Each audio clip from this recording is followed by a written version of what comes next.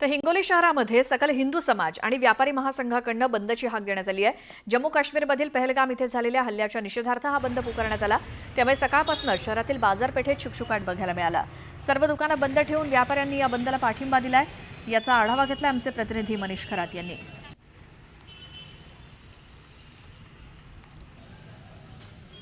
जम्मू काश्मीरमधील पहलगाम येथे झालेल्या दहशतवादी हल्ल्याचा देशभरात निषेध व्यक्त केला जातोय।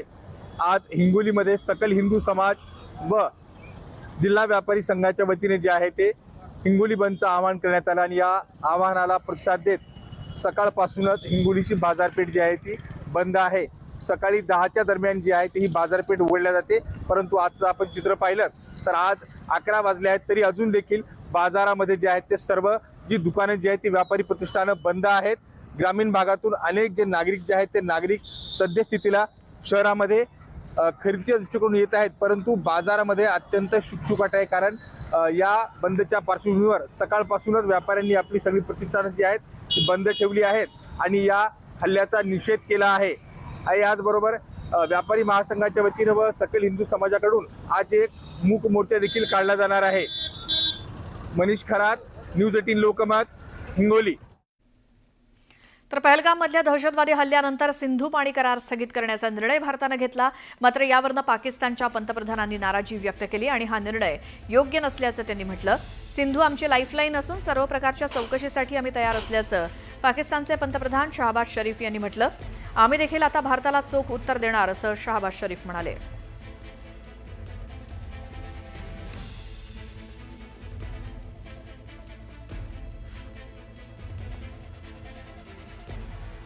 काश्मीरच्या पहलगाममधील दहशतवादी हल्ल्यानंतर संपूर्ण देशासह जगभरात मोठ्या घडामोडी घडतायत। भारत पाकिस्तान या दोन्ही देशातील राजनैतिक तणाव दिवसागणिक आणखी वाढत चाललाय आणि या हल्ल्यानंतर भारत सरकारने देखील पाकिस्तान विरुद्ध कठोर भूमिका घेतली आणि सिंधू पाणी करार बंद करण्यासारखे अनेक मोठे निर्णय घेतलेले आहेत। या दरम्यान पाकिस्तानचे माजी परराष्ट्र मंत्री आणि पाकिस्तान पीपल्स पार्टीचे प्रमुख बिलावल भुट्टो झरदारींनी आक्रमक आणि चिथावणीखोर विधानं करून ही परिस्थिती अधिक गंभीर केली आहे। एका जाहीर सभेला संबोधित करताना बिलावल भुट्टोंनी सिंधू पाणी कराराबाबत भारताला थेट धमकी दिली। सिंधू आमची आहे आणि ती आमचीच राहील। एकतर आमचं पाणी या नदीतून वाहेल किंवा त्यांचं रक्त इथून वाहील आणि भारताची लोकसंख्या जास्त असू शकते, पण आम्ही धाडसी लोक आहोत। सीमेवरील आमचा आवाज तुम्हाला योग्य उत्तर देईल असं बिलावल भुट्टोंनी म्हटलं।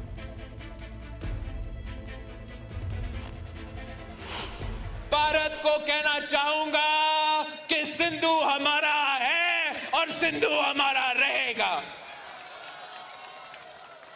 या इस दरिया से हमारा पानी बहेगा या उनका खून बहेगा। ऐसे नहीं हो सकता, ऐसे नहीं हो सकता कि एक दिन तू उठ जाए और ये फैसला करे कि आप इंडस वाटर ट्रीटी को नहीं मानते हैं। तर पाकिस्तानच्या कर्नल तैमूरकडनं लंडनमधल्या भारतीयांना चिथावणीखोर धमकी देण्यात आली आहे। कर्नल तैमूर हा पाकिस्तानी सैन्याचा लंडनमधला संरक्षण डिप्लोमॅट आहे आणि कॅप्टन अभिनंदन यांचा फोटो दाखवत गळा कापण्याची धमकी दिली आहे। पहलगाम हल्ल्याच्या विरोधात लंडनमध्ये भारतीयांकडनं जोरदार घोषणाबाजी आणि निदर्शनं करण्यात आली आणि पाकिस्तानी दूतावासासमोर मोठ्या संख्येने भारतीय जमले होते। यात काही विद्यार्थ्यांचा देखील समावेश होता। हातात भारताचा तिरंगा घेऊन पाकिस्तान विरोधात यावेळी घोषणा देण्यात आल्या। यावेळी पाकिस्तानी दूतावासाबाहेर येऊन तैमूरनं ही अशी धमकी दिली।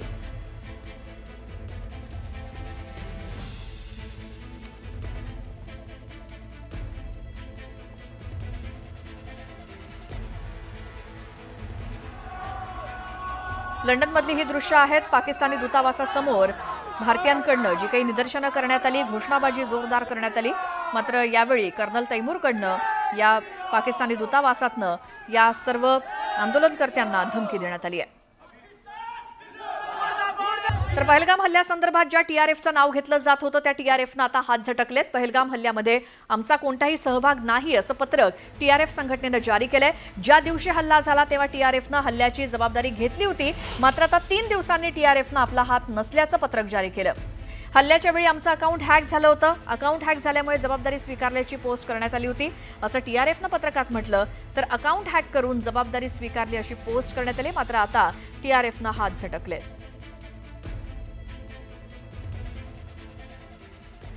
तर पहलगाम हल्ल्याबाबतची सर्वात मोठी एक्सक्लुझिव्ह माहिती न्यूज 18 लोकमतच्या हाती लागली ती म्हणजे या हल्ल्याचा मास्टरमाइंड आदिल हुसेन ठोकर असल्याचं समोर आलंय. याच आदिलनं पर्यटकांवरती गोळ्या चालवल्याची माहिती प्रत्यक्षदर्शींनी दिली.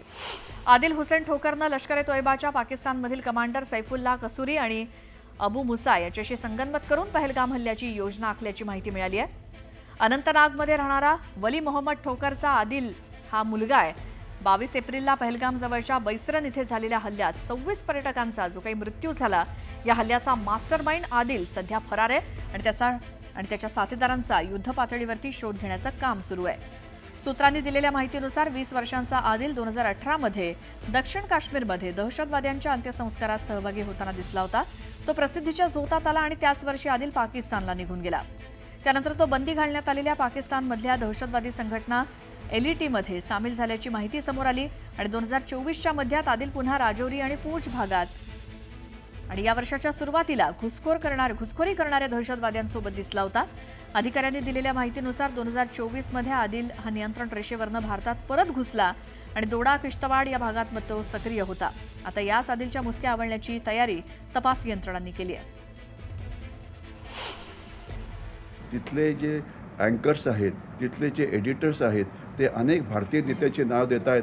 म्हणतात की बघा, हे भारतीय नेते या पक्षाचे म्हणत आहेत की भारतामध्ये मुस्लिम सेफ नाही आहेत म्हणून दहशतवाद्यांनी हिंदूंना मारलं.